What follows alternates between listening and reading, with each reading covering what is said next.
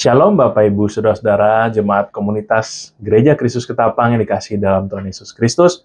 Sungguh bersyukur hari ini kita dapat kembali bersama-sama merenungkan kebenaran firman Tuhan. Mari sebelumnya saya mengajak kita untuk berdoa. Mari kita berdoa. Ya Tuhan, terima kasih untuk anugerah-Mu. Pada hari ini kami dapat kembali menikmati kebaikan dan penyertaan Tuhan. Dan sebentar kami akan merenungkan sedikit dari kebenaran firman Tuhan. Tuhan yang tolong sertai agar kami dapat diberikan hikmat untuk dapat mengerti dan nantinya dapat melakukannya dalam kehidupan kami. Kami menyerahkannya Tuhan, urapilah hamba-Mu juga yang membawakan kebenaran firman ini. Kiranya Kau boleh berbicara sesuai dengan kehendak-Mu melalui dia. Terima kasih Tuhan, dalam nama Tuhan Yesus kami berdoa. Amin. Ya, Bapak Ibu Saudara, hari ini saya memberikan judul Orang Benar di Hadapan Tuhan. Bapak Ibu Saudara-saudara, pernah nggak sih kita memikirkan selama kita mengikut Tuhan, kok malah rasanya melihat orang yang tidak percaya bahkan kepada Tuhan, malah hidupnya itu diberkati. Orang yang mengandalkan dirinya sendiri, kok kayaknya baik-baik aja ya. Terus, kok selama dia hidup di dunia malah sukses loh.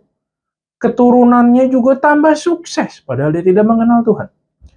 Nah, mungkin saja kita pernah mengeluh tentang keadaan kita. Namun, tanpa kita sadari, semakin kita menggerutu dan mengeluh itu, kita sedang meragukan akan karakter Tuhan dan meninggikan diri kita sendiri. Kita mungkin pernah berkata, Tuhan kayaknya sih sengaja ya membiarkan saya berada dalam keadaan sulit ini. Nggak bisa gini terus nih. Saya tahu kok apa yang terbaik buat saya. Udah, nggak usah bersandar sama Tuhan lagi. Hati-hati Bapak Ibu Saudara.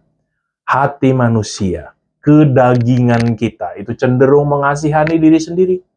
Berfokus dan bahkan mementingkan diri kita sendiri. Dunia pun menjawab akan hal ini. Dan memberi makan terus akan kedagingan kita ini. Contohnya, pernyataan seperti ini. Jika tidak ada untungnya bagi Anda, ngapain dilakuin terus?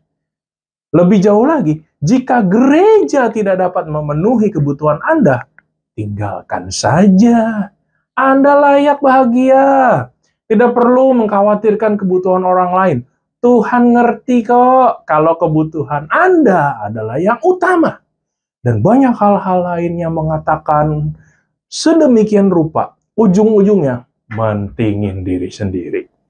Bapak Ibu Saudara-saudara, mementingkan diri sendiri tidak akan bertahan lama dalam kita melayani Tuhan dengan sikap seperti itu. Mari kita lihat apa kata firman Tuhan mengenai orang yang hidup di dalam firman-Nya. Kita lihat dari Maleakhi 3 ayat 16 sampai 18. Demikian firman Tuhan. Beginilah berbicara satu sama lain orang-orang yang takut akan Tuhan. Tuhan memperhatikan dan mendengarnya. Sebuah kitab peringatan ditulis di hadapannya bagi orang-orang yang takut akan Tuhan dan bagi orang-orang yang menghormati namanya. Mereka akan menjadi milik kesayanganku sendiri, firman Tuhan semesta alam, pada hari yang kusiapkan. Aku akan mengasihani mereka sama seperti seseorang menyayangi anaknya yang melayani dia. Maka kamu akan melihat kembali perbedaan antara orang benar dan orang fasik. Antara orang yang beribadah kepada Allah dan orang yang tidak beribadah kepadanya. Demikian firman Tuhan. Bapak Ibu Saudara-saudara, konteks ayat ini untuk menentang pemikiran umat Tuhan yang membandingkan dengan orang fasik. Firman Tuhan ini jelas mengatakan bahwa kita membutuhkan persekutuan dengan orang-orang percaya yang memiliki pikiran yang sama, agar kita bisa tetap berdiri teguh melawan pemikiran yang salah dari dunia. Kedagingan maupun juga bisikan si jahat, kita dapat melawan itu semua dengan pemikiran ini. Jika kita hanya hadir di gereja, lalu pergi, tapi tidak bersekutu dengan orang-orang percaya yang lainnya selama 1 minggu itu nggak ketemu lagi di gereja, maka kita itu berjuang sendirian. untuk bertahan di dalam kesalehan kita itu. Sedangkan serangan-serangan kefasikan itu tetap ada di sekitar kita. Itulah sebabnya di Ibrani 10 ayat 24-25 memerintahkan dengan jelas pada kita untuk dapat berpikir bagaimana kita mendorong sesama orang percaya untuk mengasihi dan berbuat baik dan tidak meninggalkan pertemuan-pertemuan ibadah.